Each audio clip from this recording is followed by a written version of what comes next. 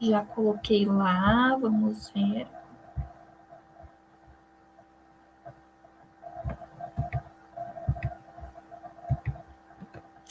Agora sim, já estamos ao vivo, né? Então, boa noite a todos e a todas. Sejam muito bem-vindos a mais uma live. De antemão, pedimos desculpa pelo atraso inicial, mas tivemos um imprevisto quanto à tradução e interpretação em Libras de última hora. Então, pedimos desculpa que neste momento nós não vamos ter a tradução em Libras, tá? Mas a live ela vai ficar gravada e salva no YouTube e depois disso já vai ter a legenda em língua portuguesa, tá bom? Antes de iniciarmos, como sempre, vou fazer a audiodescrição da tela e vou pedir para que cada participante faça a sua autodescrição. Então, a tela ela é retangular, na horizontal, com fundo preto e tem o logo do StreamYard no canto superior direito. Ela está dividida em 4 quadrantes. Na parte superior, da esquerda para a direita, eu, Ronise Venturini Medeiros, Cristiane Hoffmann, na parte inferior, da esquerda para a direita, professora Tarciele Martins e Tatiane Negrini, da UFSM.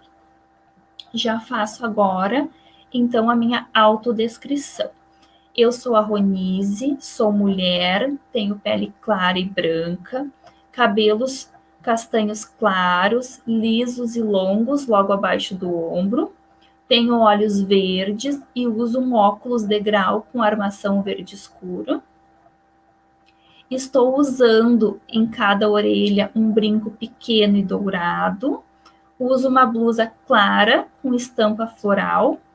Atrás de mim, uma estante com livros, um armário com portas marrons e uma parede cinza. Passo a palavra para a Cristiane para que ela faça sua autodescrição. Boa noite a todos. Eu me chamo Cristiane Hoffmann. Eu tenho 42 anos, sou mulher, tenho pele clara branca, meus cabelos castanhos claros, lisos e de comprimento um pouco abaixo do ombro. Tenho olhos verdes e estou usando uma blusa rosa clara com um lenço preto com detalhes coloridos.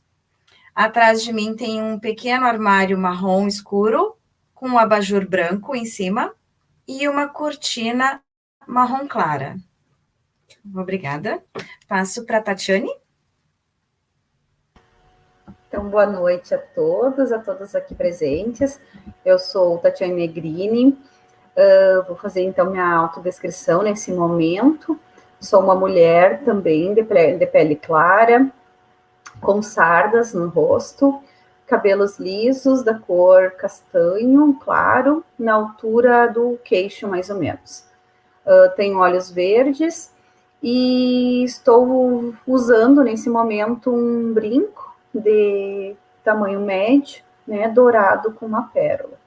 E estou vestindo um vestido, né, onde aparece na parte superior, na cor jeans, e um lenço no pescoço em tons de verde.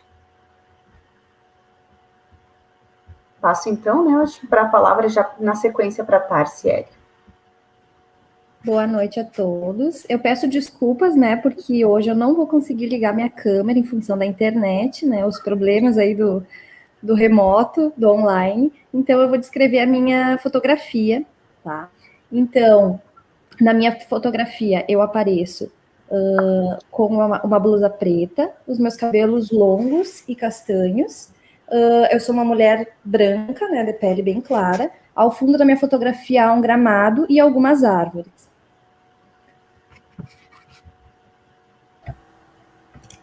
Então, muito obrigada a todos, né, a todas.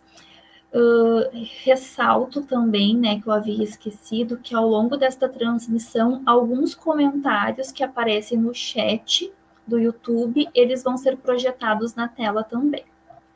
Então, agora, né, feita as autodescrições, mais uma vez, dou boas-vindas às nossas convidadas, Cristiane, Tatiane, Tarciele. a todas as pessoas que estão nos assistindo, né, e que vão nos assistir depois, né, estamos realizando a live do mês de agosto, tendo em vista que no mês de julho nós optamos por não fazer live, para organizarmos as ações agora, né, até o final do ano. E tendo em vista que no dia 10 de agosto foi celebrado o Dia Internacional das Altas Habilidades de Superdotação, então, em alusão a esta data e com a intenção também de ampliar o conhecimento sobre essa temática, né, contribuindo para o reconhecimento dessas pessoas que apresentam essas características, para dar mais visibilidade para essa causa, nós planejamos, então, esta live. Então, para isso, nós pensamos e convidamos pessoas que estão envolvidas com esta temática, né? Seja enquanto profissional, seja como familiar, seja como próprio sujeito com essa característica. E a partir disso, né, a gente sabe que a temática das áreas, a temática das altas habilidades de superdotação é uma temática que é muito... que ainda necessita muita discussão no nosso país, e que uma única live de uma hora e pouquinho é, de fato, insuficiente para falar sobre esta temática, né? Mas nós não poderíamos deixar esse mês, esse assunto, essa questão passar em branco. Né? Então, a gente sabe que ao longo deste mês de agosto, várias instituições estão abordando sobre as altas habilidades de superdotação, né? Então, a gente também, muito material para dar visibilidade também está sendo produzido, mas nós também consideramos no nosso projeto abordar este tema. Então, como que nós pensamos em organizar, né? A partir de algumas questões norteadoras, para, de fato, nortear essa nossa conversa, essa nossa roda de conversa.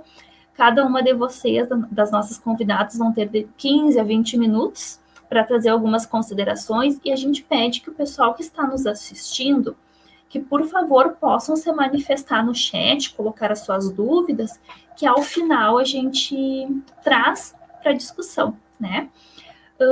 Mas para iniciar, eu peço que cada uma de vocês possa compartilhar conosco o seu lugar de fala, né?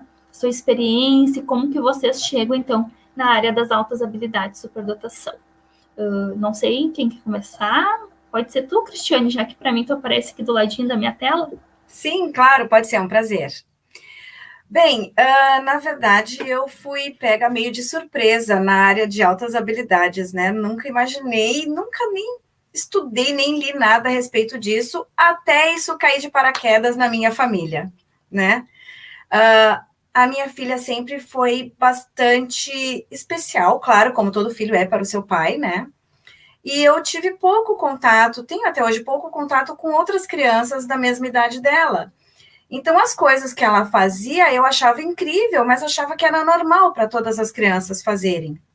Alguns questionamentos muito maduros e muito importantes com relação, por exemplo, vida e morte, religiosidade de forma geral, ou então preocupação com greve dos professores, como assim o governador não paga o salário em dia? Uma criança de 4, 5 anos preocupada com isso, mas eu achava que era porque ela vivia, né, via notícias comigo, via eu comentando, e eu pensava que, ok, era normal para crianças dessa idade ter esse tipo de conversa e assuntos, né, e comportamento. Mas enfrentamos bastante dificuldades quando ela entrou na primeira série, na escola. E foi neste ano dela, cursando a primeira série, que eu resolvi procurar uma psicóloga, inclusive porque a escola me disse que ela era hiperativa, que eu tinha que procurar tratamento psicológico para ela.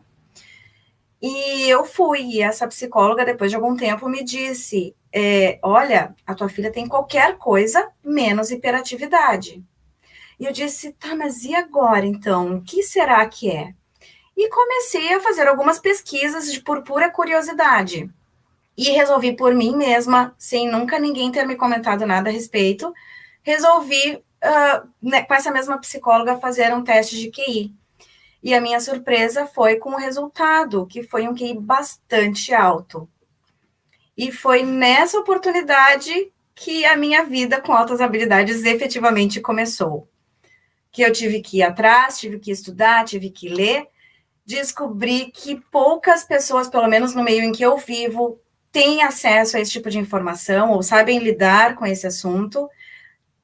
Isso faz mais ou menos uns 4 anos e até hoje enfrentamos gigantes barreiras de todas as formas, inclusive de preconceito. E foi assim que tudo começou, mais ou menos assim, né?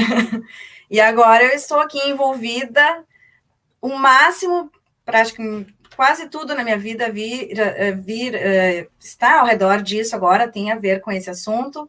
Cada vez eu leio mais, cada vez eu estudo mais, e sempre encontro uma informação nova, uma coisa, um detalhezinho que eu ainda não estava sabendo, mas que eu descubro.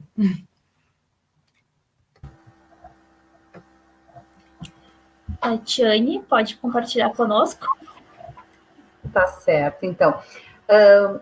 Eu sou formada em educação especial, né? E então, desde a graduação, eu já me inseri, né, em projetos, em trabalhos a respeito dessa temática das altas habilidades e superdotação, o que foi possível dar continuidade depois no mestrado e no doutorado, né?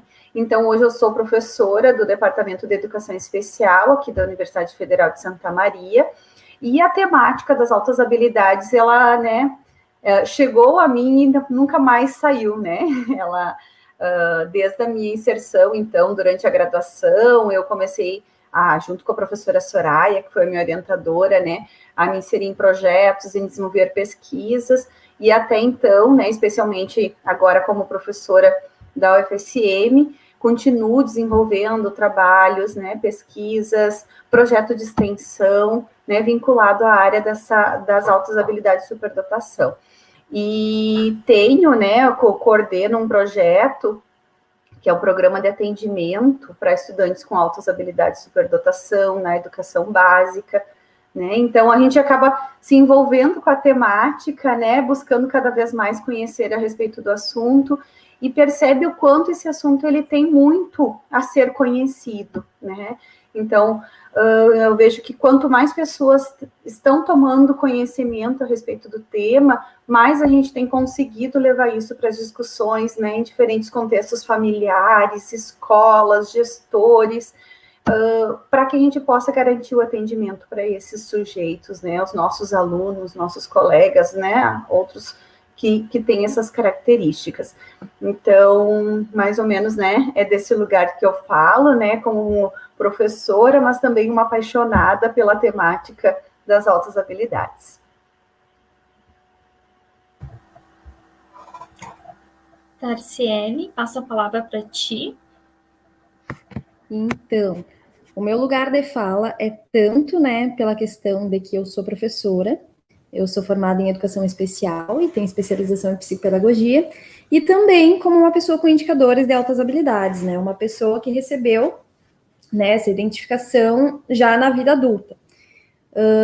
Então, o meu histórico, assim, com as altas habilidades, na verdade, é bem recente, porque por mais que eu tenha me formado na educação especial da UFSM, eu me formei no curso diurno, né, que a gente não tem disciplina sobre altas habilidades, então passei durante os meus 4 anos somente ouvindo falar, mas nunca estudando sobre, até que depois da minha formação, eu iniciei na CAED da UFSM, né, no Núcleo de Acessibilidade, que é um espaço onde a gente realiza atendimentos dos estudantes do ensino médio, né, do ensino técnico, do ensino superior e alguns alunos da pós-graduação.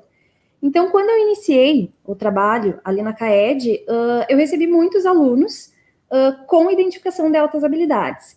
Então, passei a me interessar um pouco mais pela temática e busquei, inclusive, o grupo da professora Tatiane, né, que atualmente eu continuo participando. E durante algumas leituras, assim, eu acabei me identificando muito com aquelas leituras, né? Eu lembro até do texto que a gente leu, que era sobre relatos de experiência. E no momento que eu li aquele texto, né, indicado pela professora Tatiane, eu até chamei ela e disse assim, nossa, mas sou eu, é exatamente eu aqui, né? Todas essas pessoas falando, é exatamente eu. E aí começou a minha história com as altas habilidades, que além dos atendimentos, né, do meu interesse por pegar o maior número possível desses alunos para atender, né, passei a estudar mais sobre a temática, acabei indo para a minha psicóloga, né? Procurei atendimento psicológico para auxiliar nesse processo, que foi um processo bem turbulento, porque eu acabei recebendo um diagnóstico errado, que eu acho que depois eu entro melhor nisso, né? Mas, resumidamente, foi um contexto bem turbulento até eu chegar hoje em dia, assim, com essa questão da identificação das altas habilidades. Mas eu acho que é basicamente isso, depois, né, a gente vai conversando melhor. Obrigada, Tarciele, né? Obrigada, Cristiane, Tatiane. Bom, também para compartilhar com vocês, né, o pessoal que está nos assistindo, o meu histórico também na área das altas habilidades e embora se tenha, né, no nosso país bastante pesquisadores na área, né, conforme a gente vai formando laços, a gente acaba se encontrando, né, assim, os rostos vão ficando muito familiares também. Assim como a Tarciele e a Tatiane, eu também sou formada, né, no curso de Educação Especial, só que no curso noturno da UFSM, no qual nós temos disciplinas específicas na área das altas habilidades, superdotação. Só que eu me detive por um bom tempo a pesquisar mais a área da deficiência visual. Só que quando eu começo a trabalhar como professora de Educação Especial, percebi que no município que eu atuava não se tinha nenhum aluno com indicador de altas habilidades superdotação no censo escolar. E eu me questionei, como assim, né? Nesse grande número de alunos não tem nenhuma pessoa com altas habilidades superdotação? E a partir daí comecei então a trabalhar com identificação, com atendimento de alunos com altas habilidades superdotação, né? Fazendo parte... fiz por um período, né, ingressei no grupo da Profitat, depois pelas demandas de trabalho, migrei para o grupo da professora Nara Joyce, né, que era num horário que eu poderia estar estudando também sobre as altas habilidades, e como ela brinca também, fui escolhida pelas altas habilidades de superdotação, porque realmente é uma área que te instiga a pesquisar e conhecer mais, né, nós temos muitas publicações recentes, né? Toda hora a gente tem um material novo e os nossos alunos nos desafiam constantemente. E assim como a professora Tatiane falou, é uma área que é apaixonante. Então, a partir disso, eu também tenho me envolvido bastante, né? No município que eu trabalho, que é na rede municipal de São Cepé, com esse, né, em criar espaços, né, fomentar, né, junto com as colegas, espaços para identificação e atendimento das áreas, né, dos alunos com altas habilidades, espaços formativos. É assim que me encontro, então, com a Cristiane, lá de Capão da Canoa, que a gente vai fazendo as pontes, os laços, né, de um município e dando apoio para o outro, né. A Tarciele foi minha aluna também na UFSM no período que eu fui professora substituta. Tati, né, não foi minha professora, mas a gente se conhece no curso de Educação Especial, então a gente transita muito por esses espaços. E eu acho que daí vai confirma aquela grande máxima do Renzulli, que a maré alta levanta todos os navios, né? Porque juntos nós vamos formando uma rede, compartilhando e construindo saberes sobre esta temática, e vamos também nos fortalecendo enquanto profissionais, enquanto familiares, enquanto pessoas, né, também com altas habilidades de superdotação, e contribuindo para dar mais visibilidade a esta causa que é tão necessária. E eu ouso dizer que quem começa a trabalhar, ou que é familiar, ou que apresenta indicadores, muitas vezes se torna também um militante da área, né? Porque a gente fica lembrando, lembro das altas habilidades, não esquece do aluno com altas habilidades, chega a ficar até chato, né, de tanto que a gente se fala e frisa, né, mas realmente ainda é muito, muito necessário. Para começar, assim, a nossa conversa, pergunto para ti, Tatiane, assim, se tu poderia nos explicar um pouquinho o que são as altas habilidades. Tá bem, então eu vou tentar, né, sintetizar um pouquinho dos estudos que vêm sendo realizados, né, na área das altas habilidades de superdotação, que envolvem especialmente essa questão das características desses sujeitos, desses estudantes, né. É importante, né, que a gente sempre considere que conceito de superdotação que nós utilizamos e que a gente se apropria para embasar nossas pesquisas, nossos estudos, né? E eu tenho me utilizado, né, e a nível de Brasil, tem sido um autor bastante referenciado, que é o Joseph Renzulli, que é um autor que ele traz, né, um conceito, e eu acho que contribui para a gente entender essas características. Então, o Renzulli traz uma teoria onde ele aponta 3 indicadores principais que são traços a serem observados para que se possa confirmar essas características de altas habilidades. Esses, na verdade, é a teoria dos 3 anéis, que a gente conhece por esse nome, né, que ele é representado por 3 anéis, onde o primeiro deles é a habilidade acima da média, em alguma área geral ou específica. Então, é um primeiro destaque que eu faço em relação a esse primeiro anel, né? Porque a habilidade acima da média é uma característica que nós podemos observar nesses alunos com indicadores, mas ela nem sempre vai ser observada em todas as áreas, né? E penso que esse é um primeiro mito, né, que nós precisamos romper em relação às altas habilidades. Ele pode, sim, ter altas habilidades de superdotação em áreas gerais, que possibilitam para ele, né, um conhecimento, um domínio, né, em alguns aspectos, mas também em habilidades específicas. Então, ele pode ser um aluno com uma facilidade, né, em algum aspecto muito específico dentro da música, dentro da arte, né? Então, em relação a algum instrumento mais especificamente. Então, essa habilidade acima da média, que é este primeiro anel que nós podemos descrever, né? Talvez seja o que a gente mais consiga observar no primeiro momento em relação às altas habilidades, porque é uma característica que chama mais atenção dos nossos familiares, professores, em relação àquela criança que se destaca em relação ao grupo dele, da mesma idade, ou que realiza a mesma atividade, né? Então, a gente sempre leva em consideração o que é esperado para uma criança daquela idade, né? O primeiro anel, então, é a habilidade acima da média.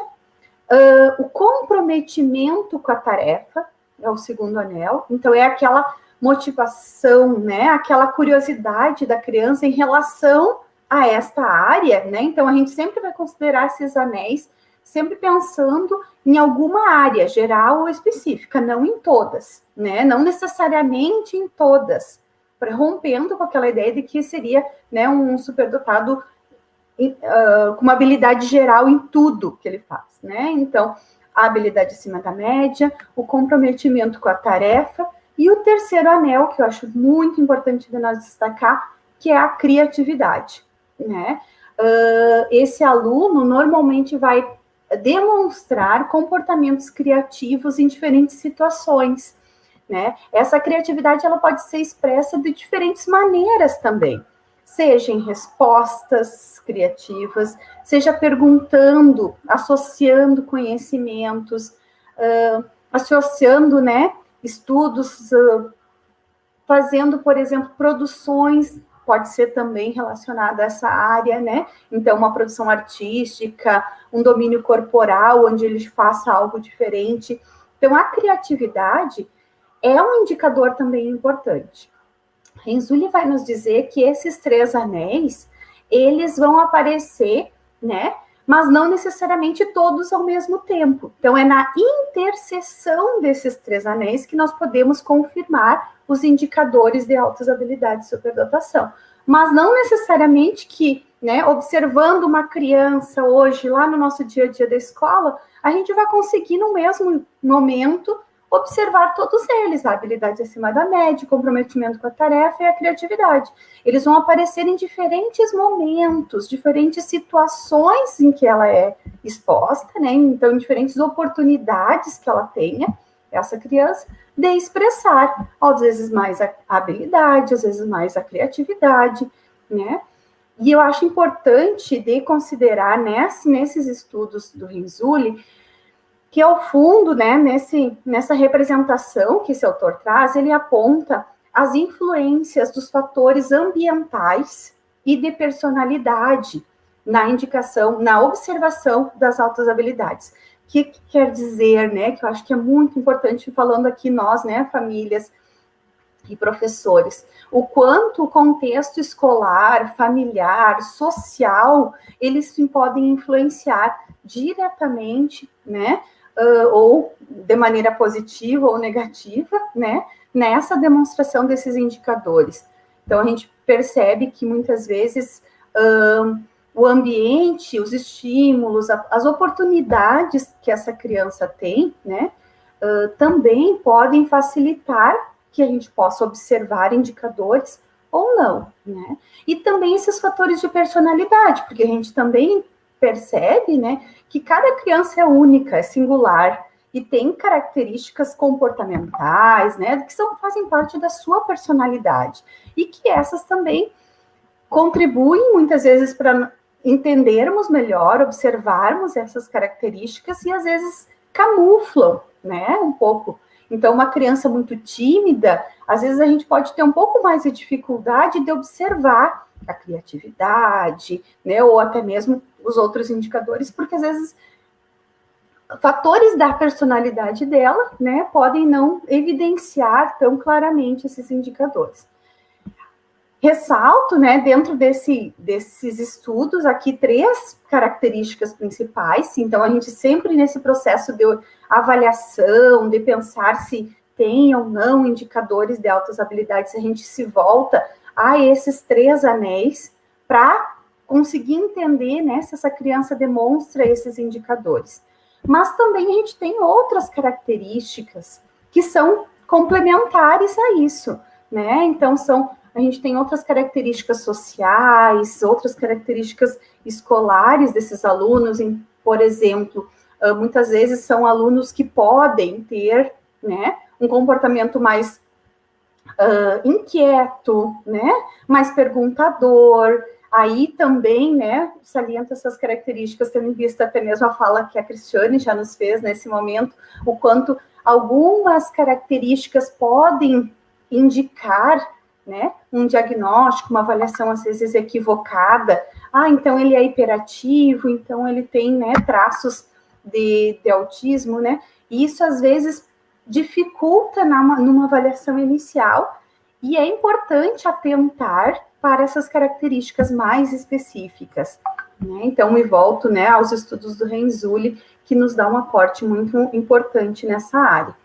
E, claro, né, só resumindo, assim, nós nos apropriamos também dos estudos do Gardner, né, que fala um pouquinho sobre essa ideia de inteligência, que eu acho que é muito importante que a gente entenda, né, que nesses estudos sobre inteligência, não é inteligente só aquele aluno academicamente com um bom desempenho, né, mas o Gardner fala a respeito das múltiplas inteligências que cada pessoa pode apresentar, né? Então, ele destaca 8 inteligências, sejam elas, né, as mais variadas, desde a acadêmica, lógico-matemática, né, psicomotora e outras, né, as 8 que agora eu não vou citar todas elas, mas que a gente entende que dentro dessas inteligências nós podemos observar, então, alunos, pessoas que se sobressaem, né? Então, aquele aluno com habilidade, por exemplo, psicomotora acima da média, ele também pode ter altas habilidades nesta área, e não, talvez, na linguagem, né? Outro sujeito pode ter uma habilidade acima da média, o comprometimento, a criatividade, envolvendo a área naturalista, e não na outra área, né? Então, a gente percebe o quanto há uma especificidade, né, em cada sujeito, a singularidade de cada um, e essas características, né, nós temos alguns, sim, né, traços que a gente indica que possam ser observados, mas que elas vão ser, né, muito singulares em cada sujeito. Acho que mais ou menos tentando ser, né, sucinta, trago esses aspectos principais que entendo que são importantes quando a família, quando o professor começa a observar, né? Acho que isso é muito bom, quando a gente atenta o nosso olhar e diz, olha aí, eu acho que, será que esse aluno tem indicadores?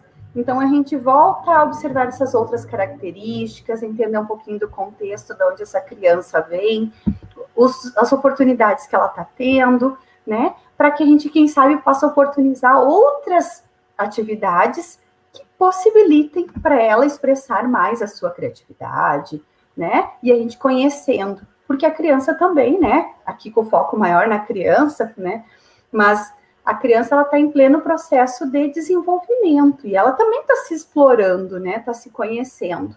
E é importante que, a partir dessa exploração dessas suas habilidades, nós possamos observar se quando tem, né, uma capacidade acima da média dos demais, para estimulá-la. Quando, na tua fala, né, Prof. Tatiane, tu já acabou respondendo uma questão que surgiu aqui no chat, que era, né, sobre os indicadores, né, se a pessoa apresenta as altas habilidades em uma área específica, né, ou em alguma área específica, ou de forma geral, né, então sempre vale reforçar, porque, de fato, como tu falaste, é um mito muito grande, que a pessoa com indicadores de altas habilidades é aquela que apresenta em todas as áreas, que é o gênio, né, que é o melhor aluno. Então, não, né, pode ser em áreas, pode ser em todas as áreas das inteligências, ou como pode ser em alguma área específica. E aproveito, assim, também para te perguntar, te pedir para te conversar conosco um pouquinho sobre o processo de identificação e o processo de atendimento, né, que é uma área, assim, né, quem começa a trabalhar um pouquinho na área das altas habilidades, quem é familiar, a gente sabe que o processo de identificação também tem muito assunto, e eu sempre friso, né, seja na escola, seja nos atendimentos clínicos, né, que nada adianta identificar se não for oportunizar o atendimento, né, que essa pessoa, ele precisa de um atendimento que vá ao encontro das demandas de aprendizagem, de desenvolvimento. Então, se tu puder compartilhar conosco um pouquinho sobre isso. Claro. A gente acredita, né, e tem estudado, assim, o quanto é importante a realização desse processo de identificação, né? Por quê? Porque esse processo, e daí eu digo, né, que é um processo, ele não é um momento estanque, que ele acontece, às vezes você tem essa impressão, né, de que é rápido, às vezes nem tão rápido. Então, ele é um processo de identificação e que ele contribui de maneira bastante positiva para o entendimento das potencialidades dessa criança, né, para o entendimento daquilo que são áreas de maior facilidade, assim como áreas, talvez, que a gente vai perceber que não são, né? Então, aquele aluno não vai ser 10 em tudo que ele faz, mas em que áreas que nós podemos considerar que ela tem maior facilidade, e a partir desse processo de reconhecimento dessas características, nós possamos ofertar um atendimento direcionado a atender essas demandas, né? Então, a identificação, ela tem um objetivo, não é para rotular, não é no sentido de dizer que essa criança, né, isso é uma preocupação, inclusive, das famílias, devo dizer ou não que ele tem altas habilidades de superdotação, porque o objetivo não é criar um grupo de elite ou que essa criança seja melhor que as outras, mas para que ela se entenda, né? E isso para a formação da sua identidade de pessoa, sim, né? Com indicadores de altas habilidades, ela é muito importante saber. Então, a identificação, ela contribui para a escola, para o espaço educacional onde essa criança está, organizar serviços que podem ser melhores direcionados para a sua área de interesse, né? Então, a possibilidade da gente pensar se a demanda dessa criança é mais para o enriquecimento, que a gente utiliza essa palavra muito forte nas altas habilidades, né? O enriquecer o espaço da escola, enriquecer o ensino, né? Com diferentes oportunidades. E esse enriquecimento, ele pode ser dentro da sala de aula, então intracurricular, que muitas vezes nós temos muitas possibilidades do trabalho de atendimento em sala de aula pelo professor regular, né? E também o atendimento extracurricular, então a importância também do trabalho na sala de recursos multifuncional, em projetos extracurriculares, em trabalhos que muitas vezes tem na própria escola, no contraturno, na comunidade, que podem ser espaços ricos para esse sujeito, né? Mas isso vai depender das áreas que a gente perceber que são de maior facilidade para ela, né? Então, não adianta, né, pensar lá numa aluna lá, né, Y. Ah, não, então se ela tem altas habilidades, eu preciso colocar ela na oficina de xadrez, nas aulas de dança. Não sei. As oportunidades que a gente vai ofertar vai depender das áreas que a gente perceber que para elas são mais relevantes. Então, se é uma aluna com facilidade na área lógico-matemática, talvez sim a gente possa conduzir para ela um trabalho mais direcionado ao desenvolvimento de projetos com xadrez, com um professor da área de matemática que pode enriquecer mais dentro da sala de aula, se ela tem maior facilidade, consegue responder mais rapidamente, por exemplo, os exercícios, aprofundando um pouco mais o nível de conhecimento que ela está, né, exigindo. Então, o atendimento ele vai se organizar de acordo com a especificidade de cada um desses sujeitos, né? Então, entendo, né, que aí é uma ligação muito forte entre a identificação e o atendimento. A identificação tem como fim pensar em possibilidades de orientação, de trabalho direcionado, dirigido para aumentar o nível de contatos, né, de conhecimentos que esse aluno tenha possibilidades. Né, há diferentes formas de organização. E isso a gente já aproveita, né, só para... que é um mito também em relação às altas habilidades. Se ele é superdotado, então ele é bom em tudo, ele não precisa de um trabalho direcionado. E ele precisa sim, né? Porque, assim como outros, ele é um aluno público da educação especial e tem direito a esse atendimento, assim como o aluno com deficiência, assim como o aluno com espectro autista. Obrigada, Tati. Sim, a gente vai falando sobre altas habilidades e a gente fica assim, se segurando para conversar, né, para falar, e eu tenho certeza que a Cristiane como mãe, a Tarciele, né, enquanto pessoa com indicador e trabalhando na área, são questões que a gente observa muito, assim, o quanto os mitos são ainda muito fortes, né? Eu sempre faço a ressalva, né? Sempre quem trabalha comigo, né, em algum lugar, sabe o quanto eu digo que o aluno com indicador de altas habilidades, ele também é público-alvo da educação especial, ele também tem o direito legal ao processo de identificação e ao atendimento, né? E o quanto esse processo, né, de atendimento contribui para o desenvolvimento, para o processo de ensino-aprendizagem desses sujeitos. E o processo de identificação, né, ele dá visibilidade a esse sujeito, né, porque muitas vezes eles não são vistos, seja pela escola, às vezes seja pela família, como a Cristiane falou, né,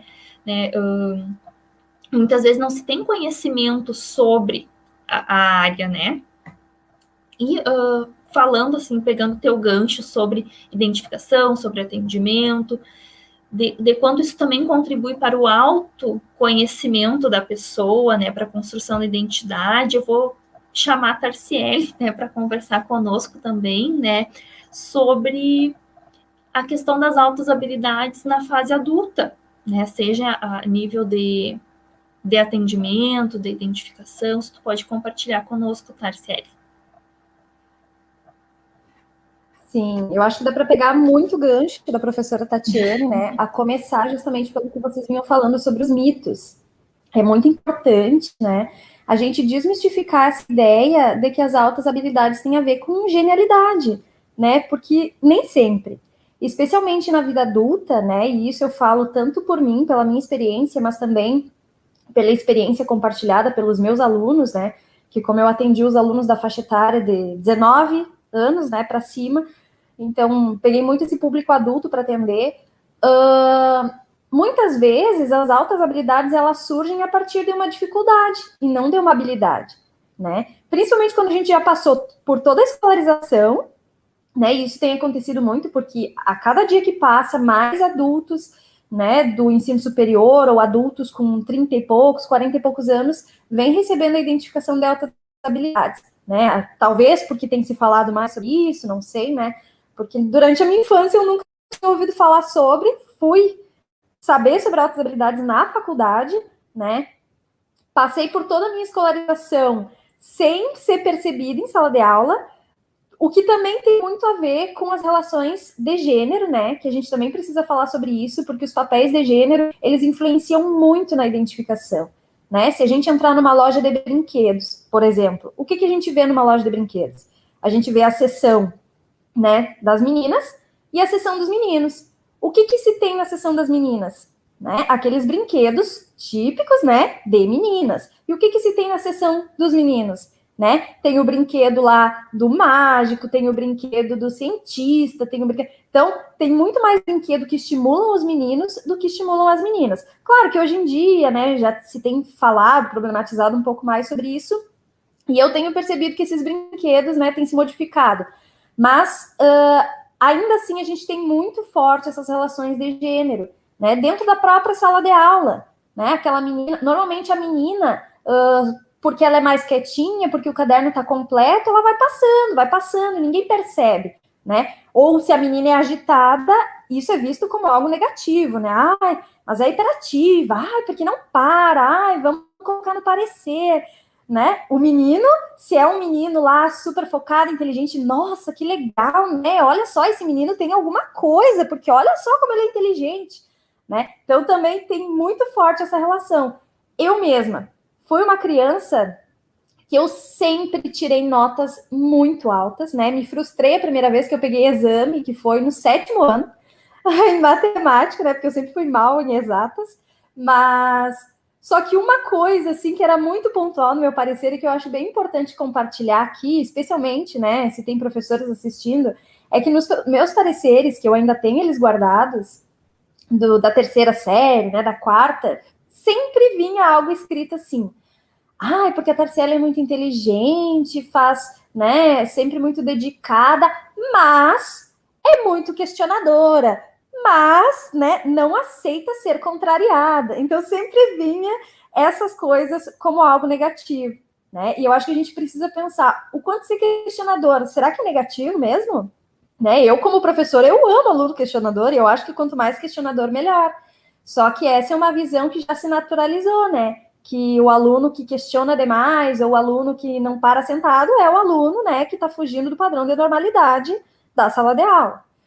E então eu passei por toda a minha escolarização sem ser percebida, né? Eu sempre fui muito amiga dos professores. Então, para vocês terem uma ideia, a minha professora da 1ª série, da 3ª série, eu ainda mantenho contato nas redes sociais. Então, sempre fui muito lembrada pelos professores por ser uma aluna dedicada.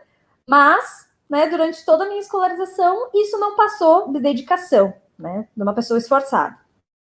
Quando eu cheguei no ensino médio, com toda essa exigência, né, do Enem, essa exigência de tu estudar para conseguir uma faculdade, eu acho que ali começou um pouco das minhas dificuldades, assim, né, eu tenho muita habilidade para linguística, né, para ciências humanas, mas em compensação nas exatas, matemática era frustrante.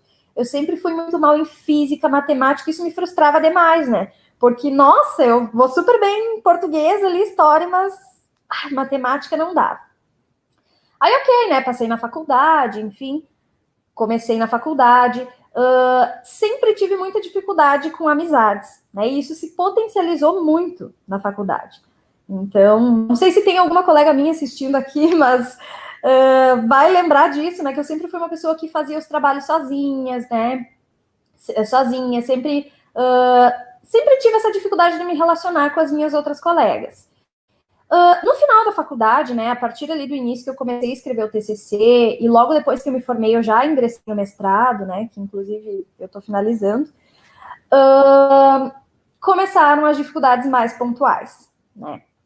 Muita dificuldade, assim, para me concentrar, dificuldade de me encaixar na pós-graduação. Então, a pós-graduação foi um processo que eu peguei uma parte dela presencial, né, e o restante remoto, mas foi um processo bem difícil para mim. Não só por me encaixar na turma, né, com as pessoas, nas relações, mas principalmente por me encaixar nesse sistema da produtividade, né? Porque eu sempre fui uma pessoa muito criativa, muito espontânea, e quando a gente chega na pós-graduação, isso tudo vai sendo apagado, né? A gente vai ficando, a gente vai sendo presa, né? De alguma forma, porque a pós-graduação tu precisa cumprir com prazos, tu precisa cumprir com muitas coisas, né? Que não te dá a liberdade para criar. Então, ali na pós-graduação, começou a apresentar algumas dificuldades, postergar demais as coisas. E aí, comecei a perceber, opa, né? Tem algo errado aqui, né? Eu já vinha percebendo isso, mas isso está se potencializando. E isso começou a me afetar emocionalmente. E aí, junto a isso, né? Eu comecei a trabalhar na CAED, que eu tinha relatado para vocês anteriormente. E comecei a ter muitos alunos, né, da minha idade, enfim, com altas habilidades. E a gente começava a compartilhar muitas experiências. Comecei, né, a pensar, mas será? Né? Porque a gente é tão parecida, comecei a me dar super bem com os meus alunos, a gente criou uma relação de amizade muito legal. Até o momento que eu estudei o texto, né, indicado pela professora Tatiane, que eu havia relatado, que era de né, pessoas relatando suas experiências, e tudo que as pessoas relatavam naquele texto eu ia percebendo, né? Essa questão de dificuldade de me relacionar com outras pessoas, né? A postergação, a questão da criatividade, várias outras questões, né, que a Prof. Tati havia comentado também.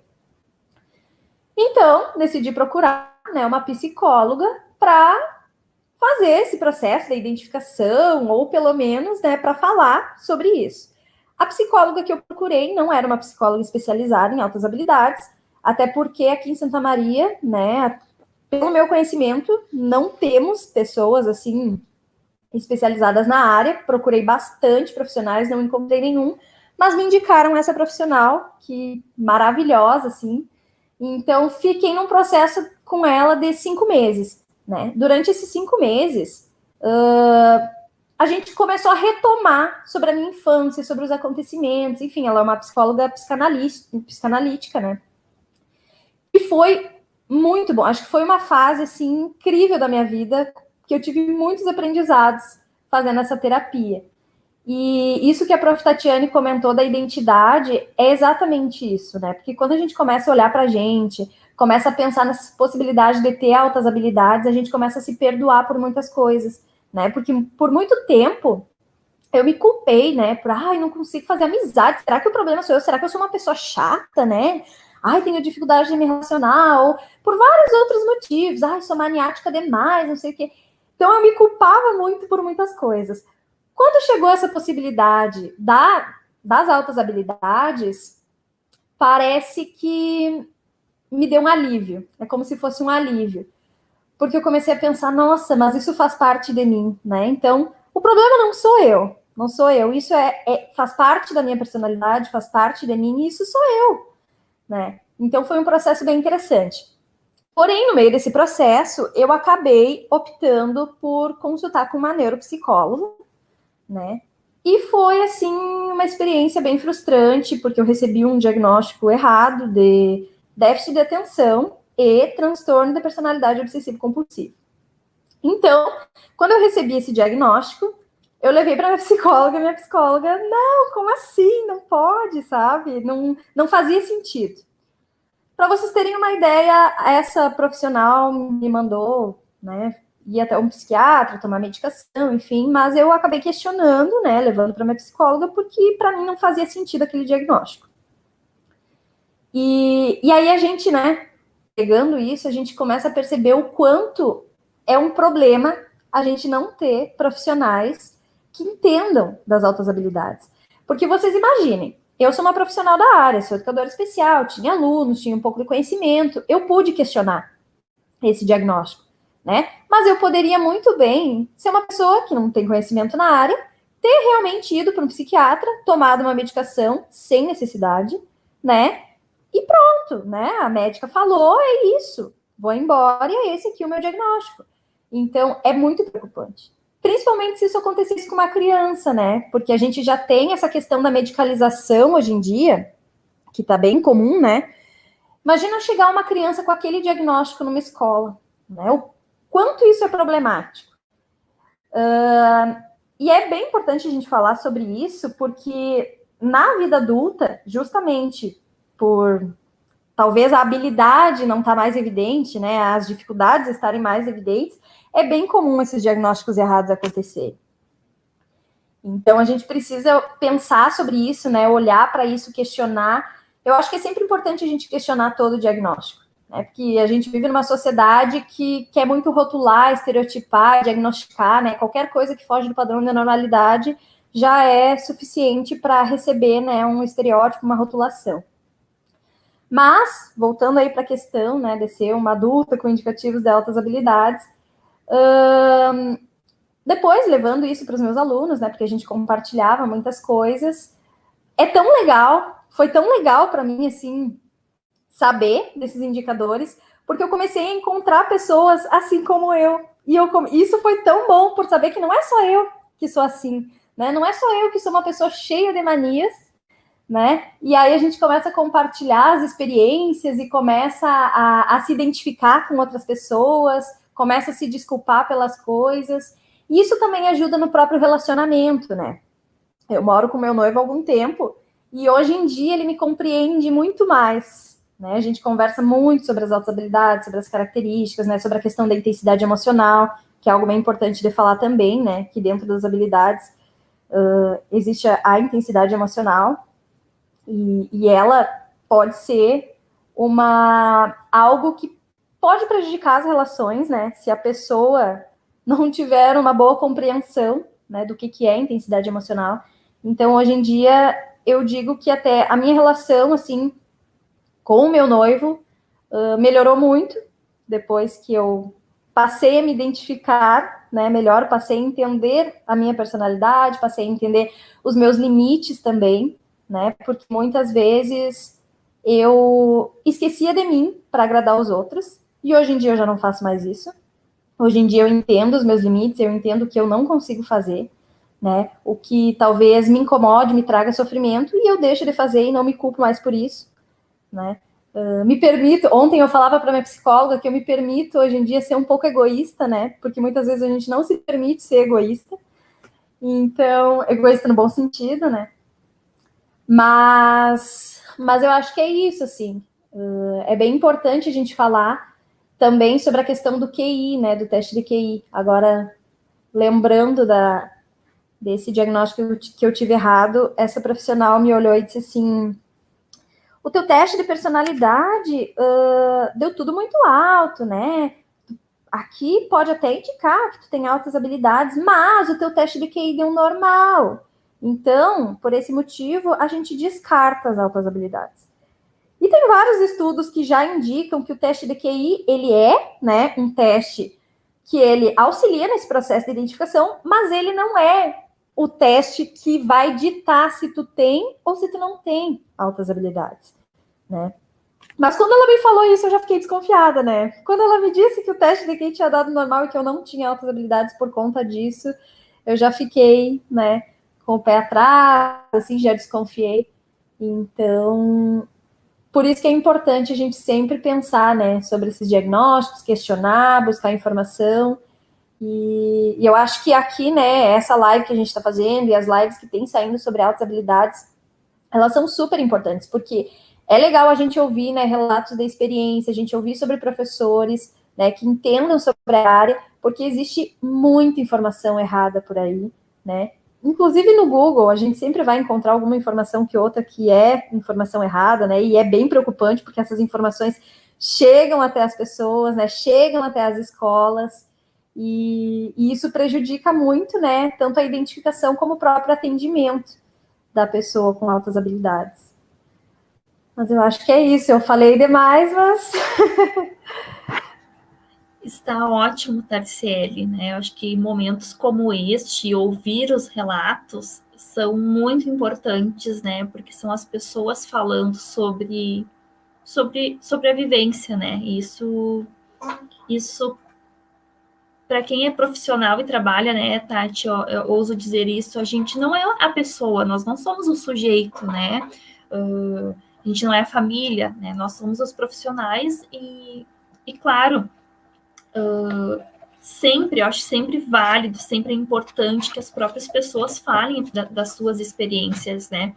E assim, na tua fala, Tarciele, eu fui anotando algumas questões, assim, quando tu traz ali na identificação que a própria questão de gênero também influencia nesse processo de identificação, eu anotei também aqui que a própria concepção do que é inteligência tem um peso muito forte nesse processo de identificação. O que é inteligência? O que cada profissional considera por inteligência. A gente sabe que, infelizmente, muitas pessoas veem a inteligência como algo homogêneo, padronizado, que pode ser medida somente por testes quantitativos. Então, quando se tem um olhar mais democrático para a inteligência, e nesse sentido, assim, a teoria do Renzulli, né, que é a teoria dos 3 anéis, voltada para as altas habilidades de superdotação, eu sempre digo que eu considero ela uma teoria democrática e horizontal sobre as altas habilidades de superdotação, porque ela não está vinculada a critérios quantitativos. Que, claro, né, talvez um teste psicométrico, ele contribua, sim, para compreender uma pessoa com indicador de altas habilidades ou outras demandas, outras características dos sujeitos, mas eu entendo que deve ser um dos instrumentos a ser utilizados. A gente não pode, né, não deveria jamais, seja as altas habilidades ou qualquer outra característica, diagnosticar, né? E altas habilidades a gente nem se diagnostica, né? Porque não é uma patologia. Mas se vamos falar em termos de diagnóstico, a gente não deveria nunca usar somente um critério avaliativo, né? Enquanto profissional da educação especial e da psicopedagogia, nos processos de avaliação, no próprio processo de identificação das altas habilidades, eu faço mão de uma série de instrumentos, mais a observação por um longo período de tempo para compreender, para observar as características que esse sujeito, né, que essas pessoas podem apresentar. Então, eu vejo também nessa tua fala que a concepção da inteligência que cada profissional tem contribui positivamente ou não para esse processo de identificação e também de atendimento, né? E outra questão, assim, que tu traz da escassez de profissionais qualificados para trabalhar com altas habilidades de superdotação, né? Eu acho que isso é uma realidade, eu falo em acho mesmo, né? Que é uma realidade que, para além do município de Santa Maria. Então, seja neurologistas, sejam psicólogos, psiquiatras, educadores especiais, psicopedagogos, a gente tem um número muito pequeno de profissionais capacitados para atender as altas habilidades de superdotação. E eu ouso dizer também que a gente tem um número pequeno de pessoas que consideram as altas habilidades de superdotação para além desse conceito somente quantitativo da inteligência.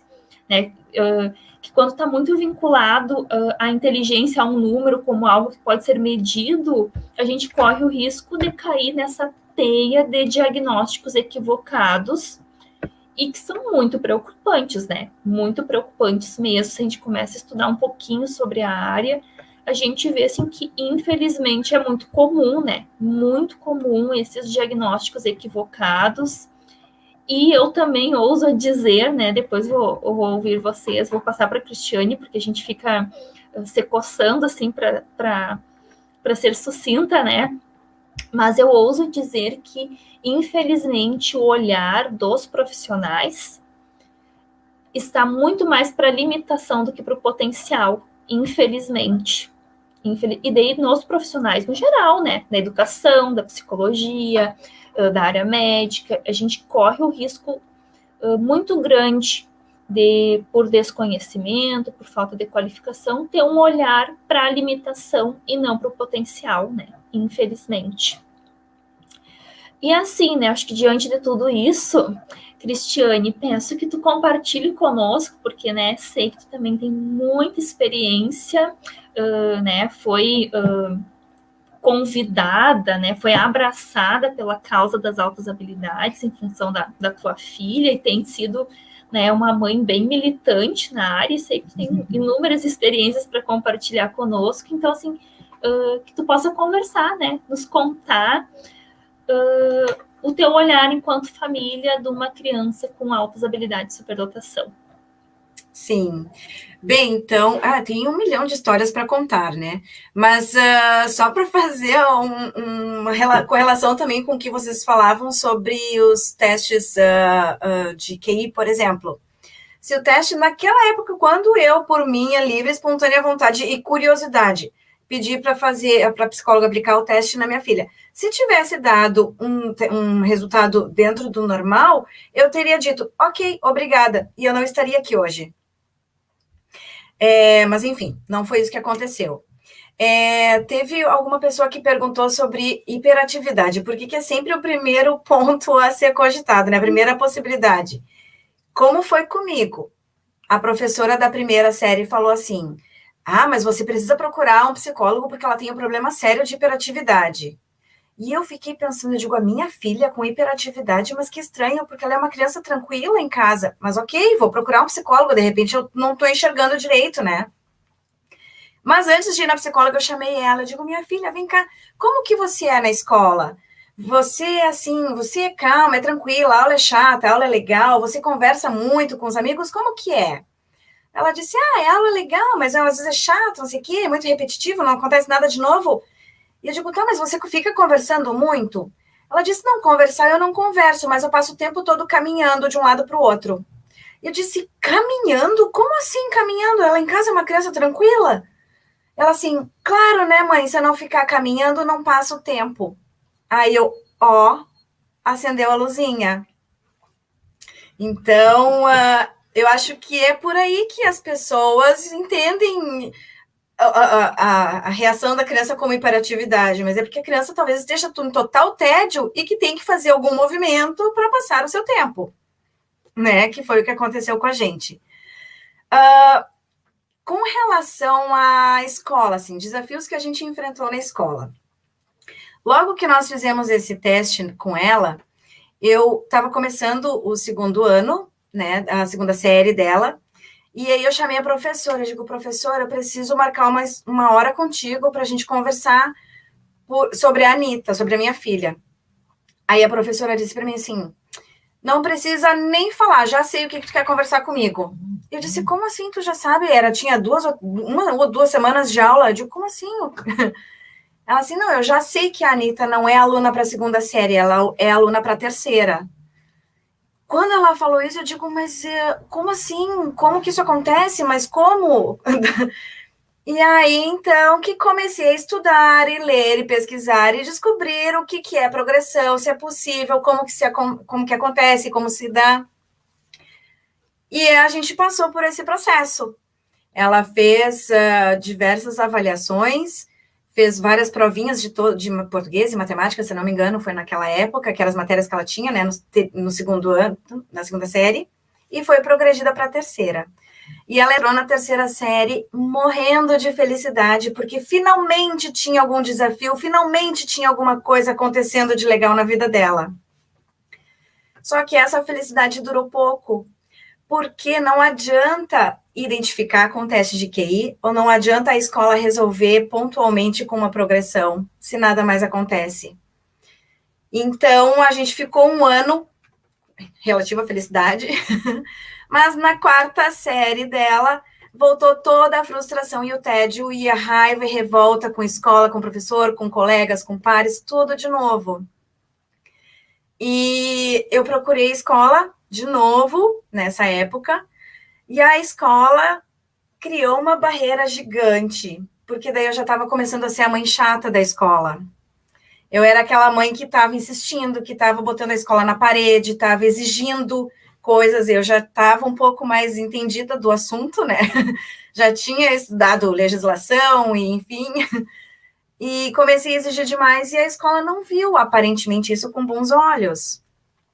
Nós chegamos a pedir para a professora daquela série para uma suplementação de matéria. E a resposta da professora foi muito surpreendente, porque ela nos disse assim, claro que não, tá louca, como é que eu vou dar matéria diferente para um e os outros? Como é que eu vou dar 2 aulas ao mesmo tempo diferentes? Ok, então vamos partir para o outro plano. Então vamos pedir avaliação para uma nova progressão. Aí a escola me disse, não, Não podemos fazer nova progressão, porque ela já foi progredida uma vez na vida, né? Da segunda para a terceira. Vejam bem, se eu não tivesse estudado e lido toda a legislação pertinente ao assunto, eu teria de novo dito, ok. Mas não, escola, você não pode alegar que não pode fazer uma nova progressão porque já aconteceu uma vez na vida da pessoa. Alega qualquer outra coisa, menos isso. E nessa segunda progressão, nesse segundo momento, foi muito, muito, muito desgastante. Para nós, emocionalmente, para a minha filha também, financeiramente, porque a escola exigiu um monte de laudos e testes, testes de memorização, testes de concentração, avaliação com psicopedagogo, avaliação de psicólogos, várias coisas que também não são exigidas de acordo com a lei, mas a minha relação com a escola já estava tão desgastada que eu acabei fazendo, sabe? Não sei se eu fiz certo, se eu fiz errado, enfim. A minha filha fez todas as provas, inclusive de música e religião, para poder comprovar e atestar a sua capacidade de progredir mais uma vez de série. Ainda eu fiquei brincando com ela, eu digo, é só o que falta não passar na música agora, por exemplo, né? E não conseguir uma progressão de série por isso. Mas, enfim, ela gabaritou tudo. A minha filha, ela tem altas habilidades na área acadêmica, então é bem explícito. Nessa época de pandemia, teve todos os seus aspectos ruins, os seus lados negativos, mas também teve algumas coisas positivas. Por exemplo, a gente está mais próxima uma da outra, né? Eu consigo ficar mais tempo perto dela, observando as reações ou as emoções dela na sua vida escolar.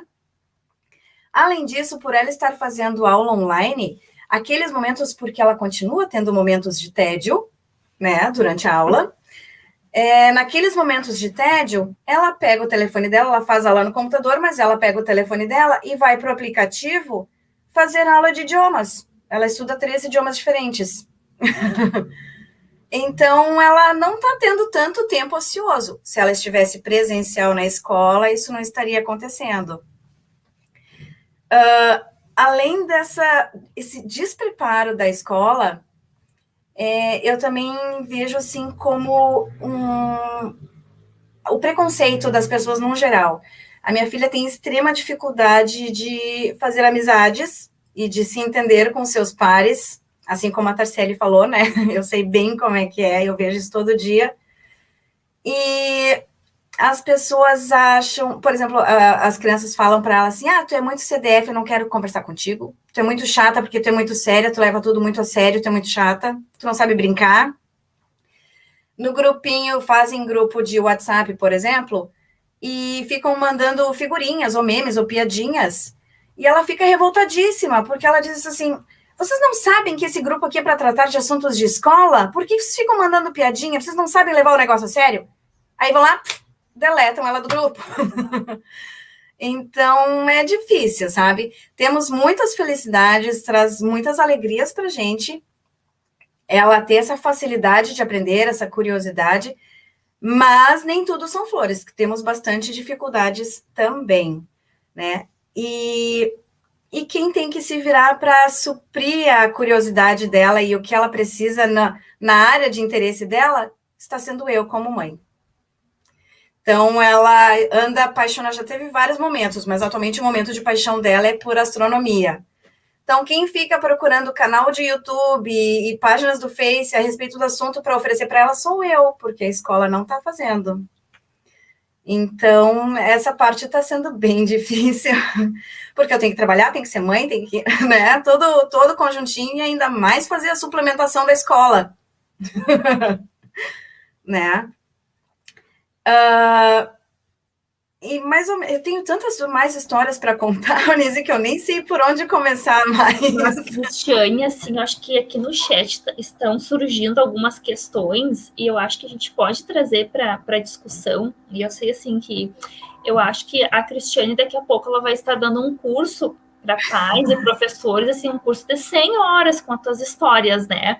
Porque já em alguns momentos já te ouvi, em outros, né? E sempre, realmente, sempre tem história que pena, né, que elas não são tão positivas em relação à escola, né?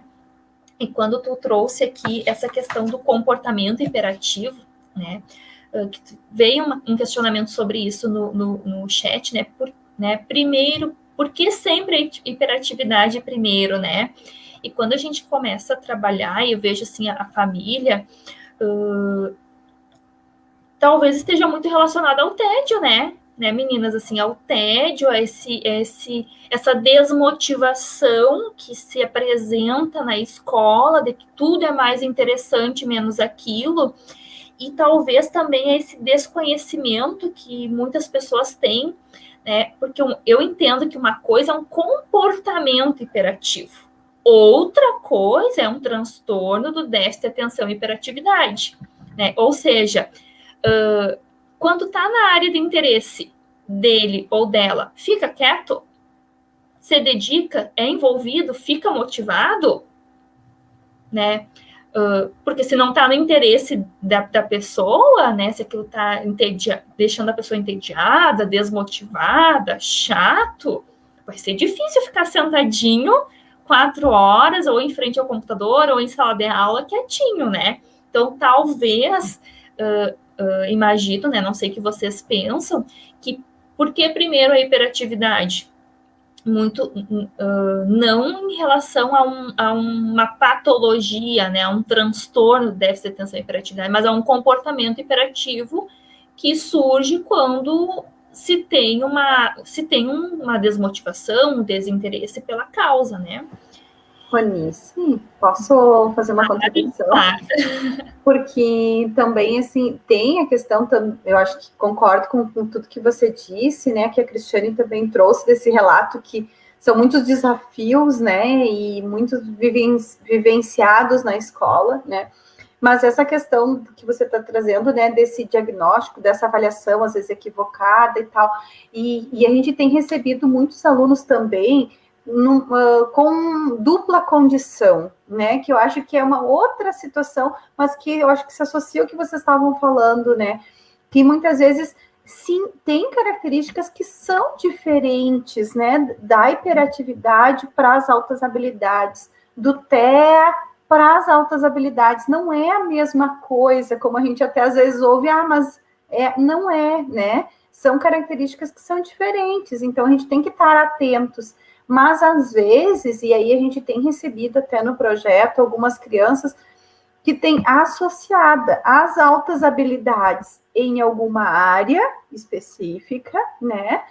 E também algum outro, né, diagnóstico. Então, altas habilidades e hiperatividade, altas habilidades e TEA, né? Ou mais especificamente, o transtorno, a síndrome de Asperger, né? Então, assim, essa possibilidade que também existe, né? De se ter as duas condições. Mas aí há elementos, né? Numa avaliação multidisciplinar, né? Não só pelo olhar de um profissional, mas de um conjunto de profissionais, para olhar o que é específico de um transtorno, de uma condição e o que é específico das altas habilidades, né? Então, eu ressalto com isso a importância de uma avaliação que seja, né, considerando diferentes sujeitos envolvidos, o olhar da família, o olhar dos professores da escola, né, seja os professores atuais ou os professores que acompanharam essa criança, esse jovem, né, em diferentes momentos, a participação até dos colegas, de outros amigos que conhecem, também a avaliação psicológica, né? Então, ela não é a única forma de avaliação, mas entra nesse conjunto, porque cada um vai estar olhando para determinados aspectos. E é importante um conjunto, né? Um coletivo. Então, a avaliação, vocês estavam falando a respeito do teste de QI também, ela é, sim, um instrumento, mas ela não pode ser o único. E é importante isso que a Cristiane coloca, né? Esse olhar da família, conhecendo a trajetória da criança, né? Observando cada momento, como é que ela reagia, como é que ela aprendia as perguntas. E o olhar do professor também, né? Então, são diferentes pessoas que vão estar contribuindo para fechar, né? Ou para pensar uma avaliação naquele momento, né? Só uma contribuição, Ronice. Muito bem lembrado, né? Muito bem lembrado, né, professora Tatiane, essa questão da dupla condição, porque também, às vezes, nessa área a gente encontra muitos mitos, né, e muitas crenças equivocadas de que se tem um diagnóstico, ou se já tem uma condição, né, ou um TDAH, um transtorno do espectro autista, ou uma dislexia, né, não pode ter indicador de altas habilidades, né? Foi excelente tu ter mencionado isso, porque sim, elas podem aparecer de formas associadas, né? Só que elas apresentam suas características individuais, né? Então, não são sinônimos, né? Não significa que a pessoa que apresenta indicador de altas habilidades automaticamente tenha um transtorno de déficit de atenção e hiperatividade, né? E uma outra questão assim que a Cristiane traz na fala, que é a questão do atendimento, né? Como se somente uma aceleração fosse suficiente, né? Acelerou, resolveu todos os problemas. Não, né? A gente sabe da importância, né, que a Profitati já trouxe do enriquecimento, né? Tanto intracurricular quanto a nível extracurricular, né? Imagina se nós pensássemos no enriquecimento curricular para toda a escola, né? Como às vezes o Renzulli propôs. Então, a importância do próprio atendimento educacional especializado, né? A nível de também suplementar, como uma atividade suplementar mesmo, que vá ao encontro do interesse desses alunos, que tu acaba fazendo, né, Cristiane, enquanto família, fica buscando estratégias para enriquecer, né, e suplementar aquele currículo da escola regular.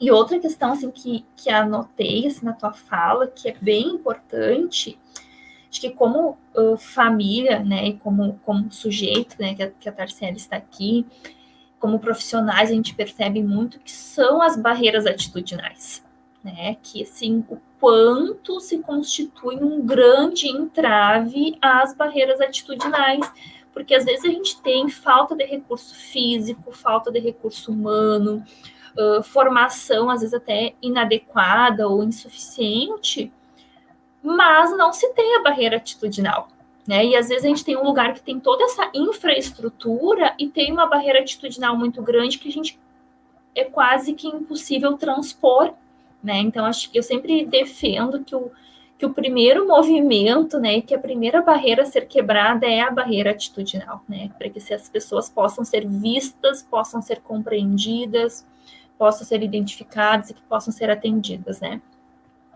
Aqui no chat, acho que a questão da hiperatividade, ela já foi, imagino eu, que contemplada, e tem duas pessoas trazendo aqui sobre, né, que já foram questionadas se os filhos, né, tinham esse comportamento por serem estimulados, né? Tu estimula demais o filho, foi, né? Foi o que eu mais ouvi na minha vida, eu acho, ouço até hoje.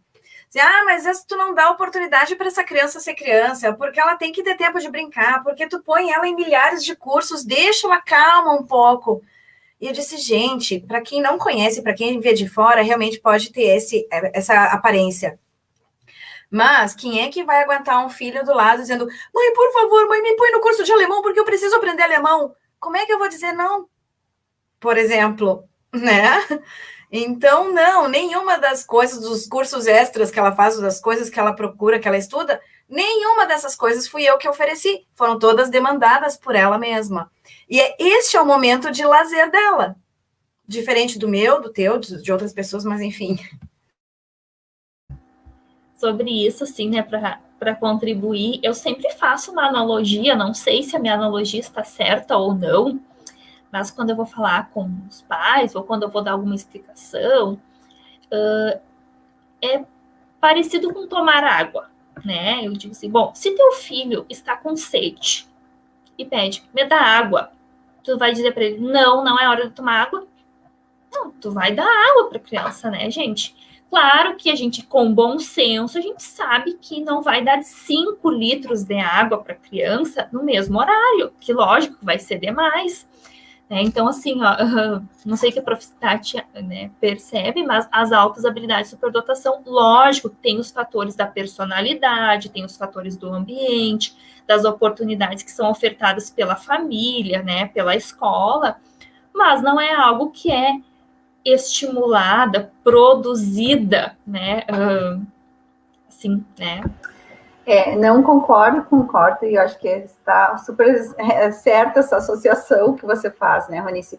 Porque é uma das preocupações até em relação a o que ofertar na escola, né? Então, não quer dizer que a gente tenha que encher, então eu tenho que só acelerar para aprofundar o conteúdo. Ele está no segundo, então eu vou colocar ele lá num nível muito mais difícil, né? Porque ele é um gênio. Acho que isso não é isso, né? Por quê? Porque é ouvir o que a criança está trazendo, o que o sujeito está apresentando. Então, se ele está questionando, se ele está, né, querendo, por que não ofertar? E até a gente já ouviu relatos, né? Aqui eu estou vendo pelo chat que tem algumas famílias também aqui do nosso grupo, do nosso projeto, que estão acompanhando a discussão, fico bem feliz. E a gente já ouviu relatos, né, de familiares, até de professores, que trazem assim, mas não estimula muito em casa, porque senão depois lá na escola vai ser um problema, né? Porque ela já vai trazer, já vai chegar, por exemplo, no primeiro ano já vai chegar alfabetizada. Bom, se a criança está sedenta, se ela está perguntando, se ela está questionando, né? Se ela está curiosa, e a gente dizer, não, agora eu não posso, espera, daqui 2 anos você vai aprender, a gente também está podando, né, habilidades dessa criança, né? E isso, de certo modo, está fazendo com que ela comece a ficar frustrada, né? Então, se a gente percebe, claro que não é ofertar o que eu quero, mas o que a criança está me pedindo, né? E a gente ofertar possibilidades, né? Às vezes, de acordo com o nível que ela está mostrando, então a gente vai avançando aos poucos, né? Ela pediu um pouquinho mais, vamos um pouquinho mais, e aí vai se avançando. Depois, na escola, a gente vamos resolver o que vai acontecer lá. Então, se ela chegou alfabetizada no primeiro ano, ou no, né? Estou pensando em qualquer ano que ela chegue um pouco acima da média, a gente vai precisar pensar, então, ou vamos fazer o enriquecimento, ela vai ter um enriquecimento mais nesta área que ela já está mais avançada, e nas outras áreas ela vai acompanhar as demais etapas junto com a sua turma, né? Porque quer dizer que tem algumas crianças que elas não vão ter um bom desempenho em todas as disciplinas, em todas as matérias da escola. E aí o enriquecimento, ele potencializa aquelas áreas mais específicas. Ou fazer o processo de aceleração, que é uma possibilidade quando tem um aluno mais com esse perfil acadêmico, né? Então, promove aceleração, né? Ele está num grupo com crianças mais com nível de conhecimento mais relacionado aos interesses dela, mas tem que se avaliar os outros aspectos junto, né? Os outros aspectos emocionais também. É uma possibilidade? Né? Mas eu acho que a Cristiane levantou um ponto muito importante. A aceleração, ela não restringe que sejam feitas outras propostas, né? Então, se a gente propõe aceleração, o enriquecimento, ele vai ser essencial da mesma forma, né? Porque a aceleração, sim, por um tempo pode dar conta, mas ela vai precisar também de um acompanhamento, né, em outros aspectos. Então, acho que é um desafio a gente levar isso para a escola, porque concordo com o que vocês estavam dizendo, assim, nós precisamos levar essa discussão de maneira mais efervescente, né, para as nossas escolas, para os nossos professores, para os nossos colegas da área da educação especial também, porque a gente ainda tem, né, limitações que fazem parte da própria formação inicial, né, a gente não é culpabilizar o professor, né, é sugerir que a gente possa construir juntos possibilidades dentro da escola que a gente tem, né? É isso, né? Seja na escola pública ou na privada, né? É isso, a estrutura que nós temos, o que nós podemos fazer a partir disso? Mas tem a questão atitudinal, né? Então, tem que querer, tem que ter uma motivação de uma gestão, tem que ter uma motivação do professor com esse olhar para entender esse aluno. Então, é um conjunto de elementos que vão se juntando, né? E que tomara que não fique só no mês de agosto, né? Porque a gente vê que mês de agosto tem muitos relatos, muitas lives, a gente vê a nível de Brasil, né? Muitas formações, e aí depois muitas vezes acaba, né, se perdendo um pouquinho. Então, a gente espera que esses, né, esses movimentos aconteçam pelas famílias, por outros momentos também. Sabe que, ouvindo vocês, né, ouvindo a Cristiane, por ser familiar, eu fico pensando, né, o quanto é importante o autoconhecimento do adulto, né, porque durante a infância a gente tem o apoio da família e tudo mais, e depois que a gente fica adulto, né, e descobre as nossas habilidades, depende de nós, né, e às vezes tem a questão financeira, que tu não vai conseguir fazer, né, as coisas que são do teu interesse, né? Tem a questão do trabalho, porque tu precisa trabalhar para te sustentar, né? Tem a questão do estudo, que tu precisa estudar para ter um bom emprego, né? E isso é muito complexo, assim. Essa questão da frustração, por exemplo, né? Do próprio mercado de trabalho, porque muitas vezes a gente não vai se encaixar, né? Talvez não vai gostar daquele espaço de trabalho, e como lidar com isso, né? O quanto é importante, tanto para a criança, mas principalmente para o adulto, um acompanhamento psicológico, para ter esse autoconhecimento, para saber decidir as coisas, para conseguir se compreender, né? Para perceber quando está frustrado, quando aquilo está te fazendo bem. Então, porque qual é o lugar do adulto com altas habilidades, né, na sociedade? Então, eu tenho me perguntado muito isso, porque o mercado de trabalho muitas vezes poda a gente, né? Tá, tudo bem, eu sou professora, né? Tô dentro da profissão, que trabalho com altas habilidades e tudo mais, mas se a gente pensar em vários outros adultos que trabalham em outros ambientes de trabalho, né? O quanto esses ambientes podem podar as habilidades dessas pessoas. E o que eu tinha comentado da pós-graduação, né? Eu tenho muita sorte de estar fazendo mestrado com uma professora que me permite criar, né? No início, para mim, foi um pouco frustrante por conta das disciplinas ali e tudo mais, toda aquela questão da produtividade, né? Que tem que produzir. E eu fiz o mestrado no momento de pandemia, né? É bem importante a gente falar sobre pandemia também, porque para algumas pessoas com as habilidades a pandemia foi positiva, né? Porque ficou em casa, pôde usar o computador, mas para outras foi negativa. Para mim mesmo foi algo muito negativo, né? Eu que gosto de estar com pessoas, né, de compartilhar, para mim foi algo bem positivo, bem negativo. E o quanto fazer, né, uma pós-graduação, sendo uma adulta com altas habilidades e vivendo uma pandemia, né? O quanto isso é um peso. Para vocês terem uma ideia, assim, eu sempre digo, né? Eu tenho momentos e momentos da escrita. Tem dias que eu sento, eu consigo super produzir. Escrevo 3, 4, 5, 6 páginas. Só que daí, de repente, eu fico 2 meses sem nem querer olhar para a minha dissertação. Eu não quero pensar sobre ela, eu não quero falar sobre ela, eu não quero abrir ela no meu computador. Mas daí tem outro momento que eu sento e eu super produzo. Então, a minha orientadora, né, a professora Eliana Menezes, ela já compreende muito esse meu processo.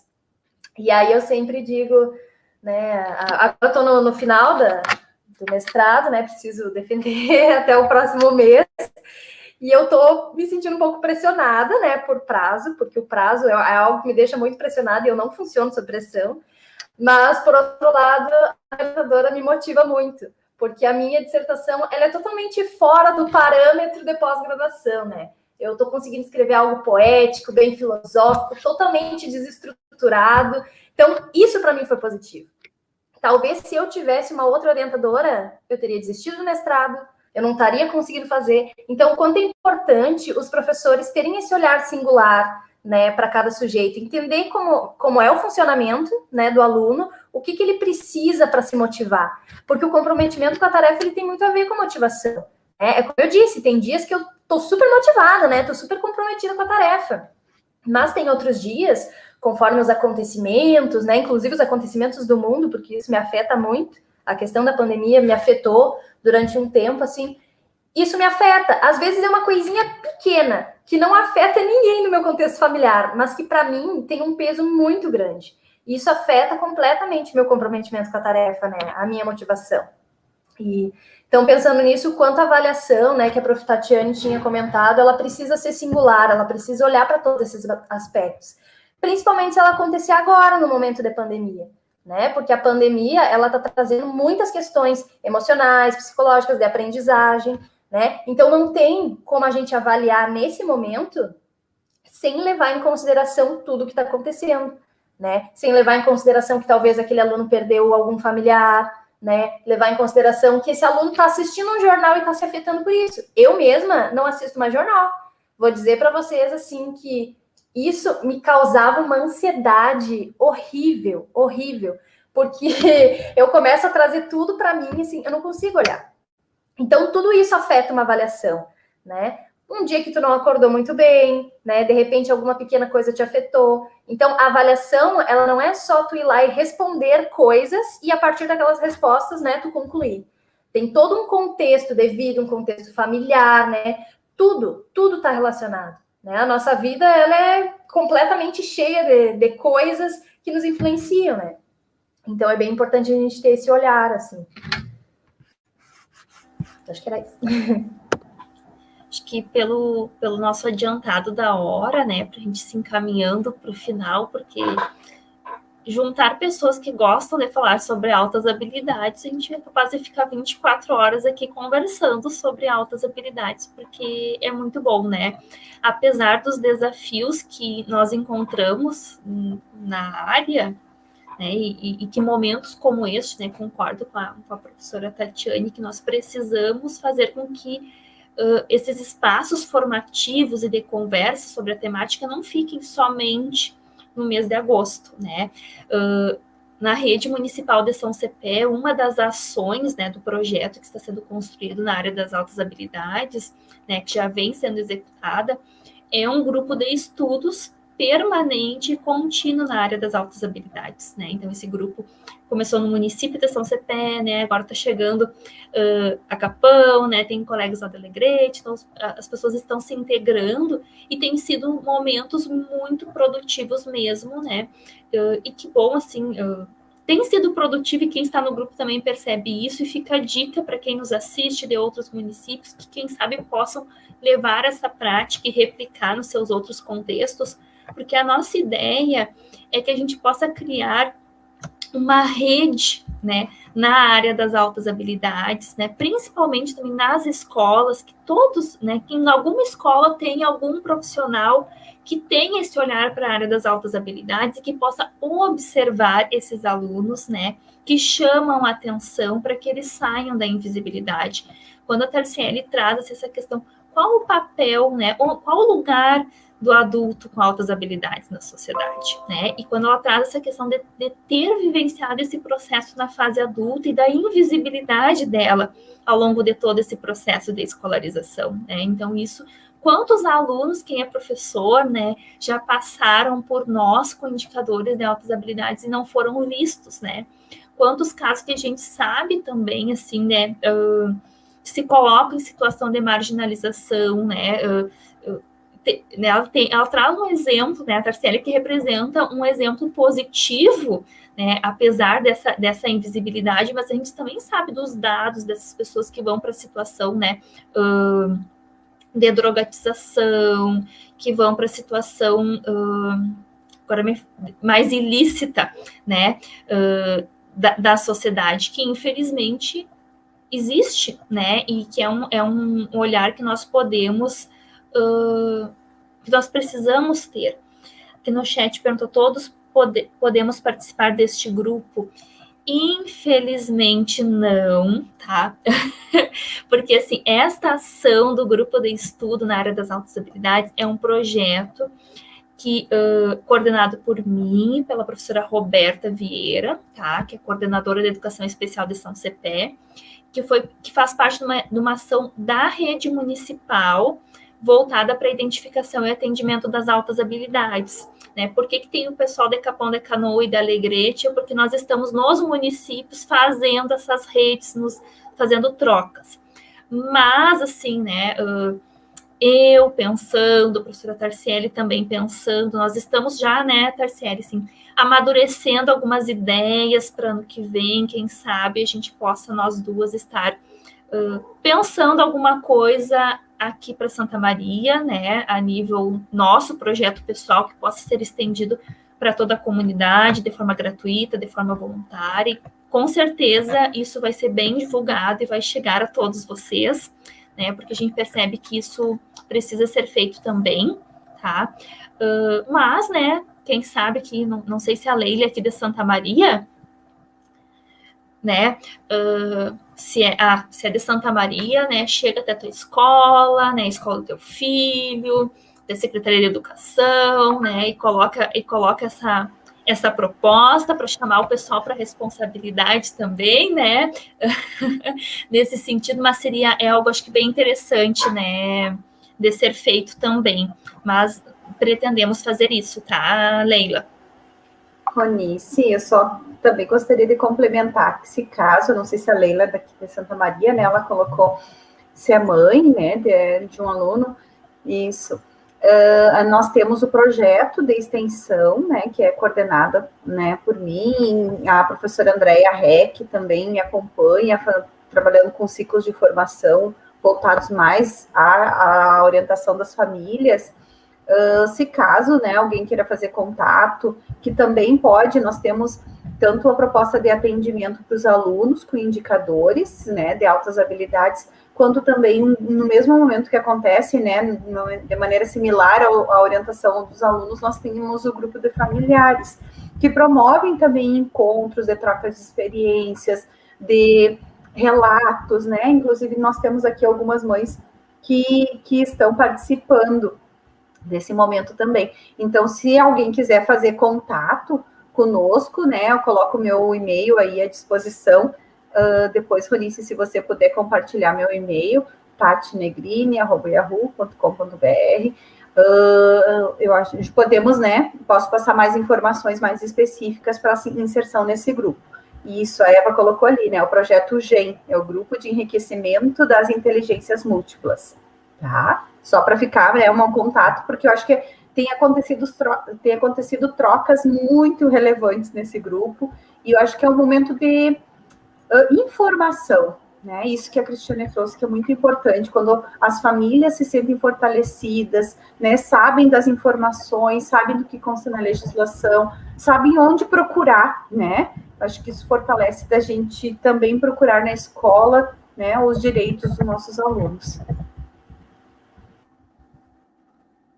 Que bem importante, né, o trabalho da professora Tati, assim, pelo GEM é 100, né, é muito bom, a gente falava, não lembro, acho que num seminário, né, não lembro onde, né, agora que nos encontramos, que bom se pudesse ser estendido para os outros municípios da região, né, mas, né, a professora Tatiane também serve de inspiração para que as outras cidades possam também se organizar para ofertar, né, essa forma de atendimento.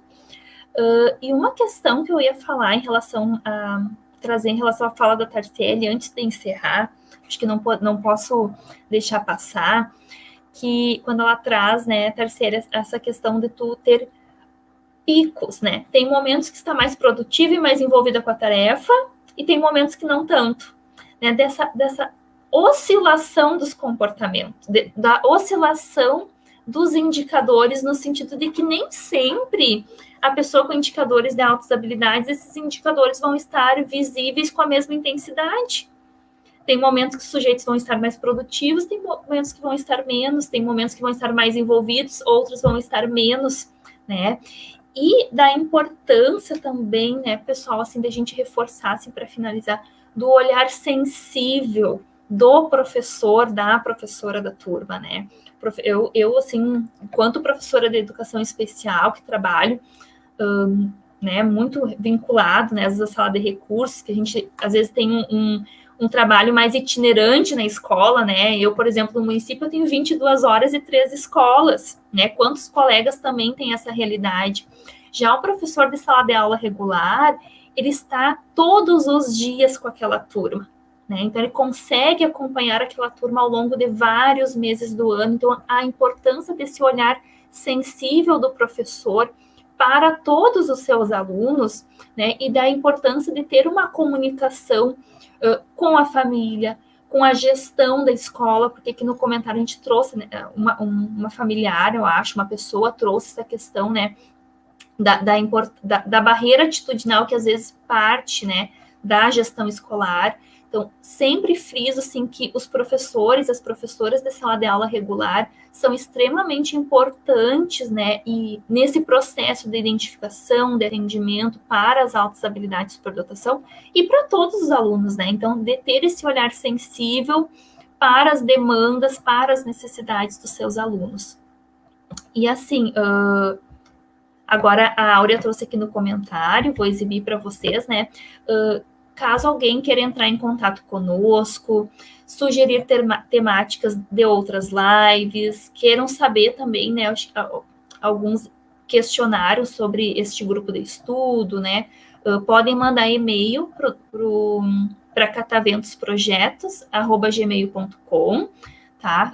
Fiquem à vontade para nos escrever, que uma de nós, né, eu, Bárbara, Áurea ou Ellen, vamos estar respondendo. Mais uma vez, assim, a gente pede desculpas por esse imprevisto de última hora, que não tivemos, então, a interpretação em Libras, mas eu acho que no máximo até sexta-feira esta live já vai estar com a legenda no YouTube. E mais uma vez, então, assim, agradeço muito a presença da Cristiane, da Prof. Tatiane, da Prof. Tarciele, por estarem aqui conosco. E antes que eu esqueça, porque às vezes eu saio e esqueço, dia 30 de agosto, uma segunda-feira, às 20 horas, eu e a Prof. Tarciele também vamos estar fazendo uma live sobre altas habilidades de superdotação, tá? Fomos convidadas, eu e a Prof. Tarciele, nós também fazemos atendimentos clínicos junto à Clínica Algo Mais, multiprofissional aqui em Santa Maria, e a clínica nos convidou, então, para estar falando em uma live também sobre altas habilidades de superdotação. Então, se vocês quiserem saber mais, a live vai ser transmitida pelo grupo Algo Mais e nós também vamos estar divulgando mais próximo, né, também nas nossas redes sociais. Então, fiquem convidados. E mais uma vez, então, muito obrigada a todos e a todas que nos assistiram até aqui, que vão nos assistir depois, e as nossas convidadas. Muito obrigada mesmo, meninas. Obrigada a vocês também. Boa noite para todo mundo. Boa noite, obrigada por ter essa oportunidade de estar aqui com vocês.